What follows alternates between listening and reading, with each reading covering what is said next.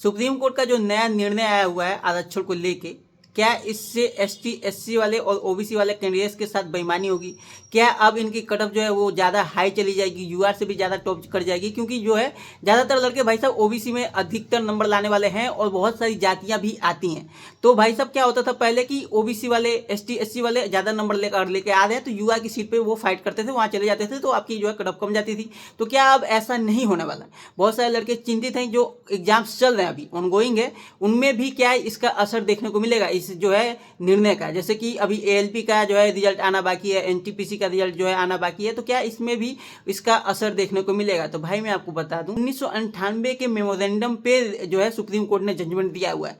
इसमें था ये कि कोई भी अगर आदमी पहले से अपने आरक्षण का कुछ भी छूट लेता है, जैसे कि आपने मान लो एज में छूट ले ली, एज जैसे कि कोई वैकेंसी आ रही, अब युवा का लेके 18 से लेके 30 तक के कैंडिडेट्स भर सकते थे, जबकि ओबीसी वाले जो है 33 वाले भी भर पाते हैं, एसटी एससी वाले 35 वाले भी भर पाते हैं। तो अगर आपने 35 के एज में वो फॉर्म फिलअप किया था तो आपने अपनी एज की छूट ले ली। अब अगर आप यूआर की कट ऑफ क्लियर करते हो तो आपको नहीं मिलेगा वो सीट, क्योंकि भाई साहब 30 तक के ही लड़के फॉर्म फिलअप कर सकते थे।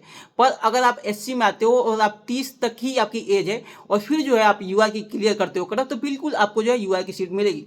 ऐसे ही अगर आपने फी में जो है छूट ले रखी है या फिर किसी भी प्रकार की जो आपको छूटें मिलती हैं, अगर आपने वो छूट उठाई हुई है तो फिर आपको दिक्कत होगी, आप जो है यूआर के लिए फाइट नहीं कर सकते। जैसे कि मान लो एएलपी का 3 बार एग्जाम होता है, ठीक है, सीबीटी 1 हुआ, सीबीटी 2 हुआ, उसके बाद जो है साइको हुआ, तो अगर उसके बाद फाइनल कटअप भी आती है।